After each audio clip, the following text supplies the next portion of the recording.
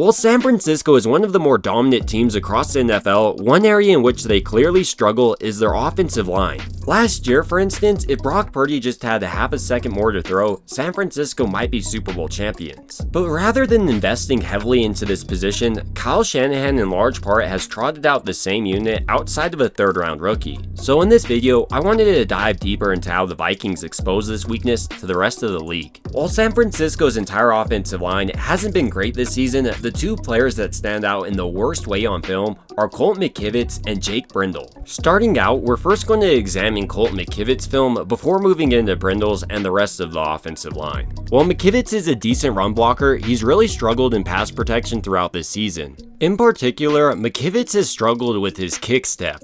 A kick step is utilized when the defender is rushing from the outside edge of the right tackle's shoulder. On this play specifically, because of how far this defensive end for the Vikings is lined up, Colt McKivitz needs to make sure his first kickback is pretty far back so he can meet the angle of this defender. But McKivitz's kickback step is pretty shallow, which allows 58 to get the edge on him, and then he does a terrible job with his hands. Not only is he late, but because he has shorter than average arms, he really can't make up for it. Another area in which McKivitz struggles to compensate is his less than ideal athleticism. Here, McKivitz does a better job with his initial kickback step, but this defender challenges him interior, and once again, McKivitz is late with his hands, maybe because they're so short, but by the time he's able to get his hands on him, 91 has already started to turn his shoulder, and he's lucky he didn't give up a sack on this play. This inability for him to change his direction also leaves him susceptible to a ton of spin moves. In this play specifically, it almost looks like Colt McKivitz is afraid 58 is just going to take off and run to hit Brock Purdy. So he does as well,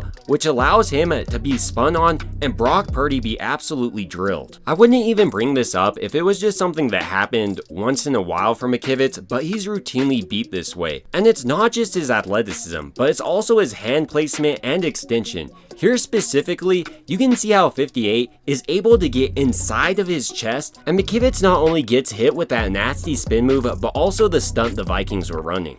And on top of all of that, on their final drive, Colt McKivitz gets an offside penalty, so he's not even clutch. But even when McKivitz does have a decent play, Brock Purdy still has to worry about his center and Jake Brendel. While Brendel's always been known for being more athletic than strong, this season, his strength has been a real question mark. On this play, for instance, you can see how 97 just runs over Brendel despite Brendel having a pretty solid base. But like Colt McKivitz, I wouldn't bring this up if this just happened once or maybe even twice, but this is happening consistently early on in the season, and this time he even has Pooney there to help him. But unlike a guy like McKivitz, I think that Brendel has also struggled in his run blocking consistently throughout this year. And initially, just like pass protection, it just appears he doesn't have the strength to be an NFL offensive lineman. These defensive linemen are just handling him that way. And despite him being pretty athletic, he's just really struggled to get his hands on defensive linemen. Here 97 is able to swim him and bring down Mason. Outside of Jake Brendel, it appeared early on this season that Dominic Pooney would be an absolute steal in the offensive line room. And while he still might be solid, he struggled a little bit in the Vikings game. He was San Francisco's lowest graded offensive lineman, and on this bull rush, he definitely showed he still has some of that rookie strength.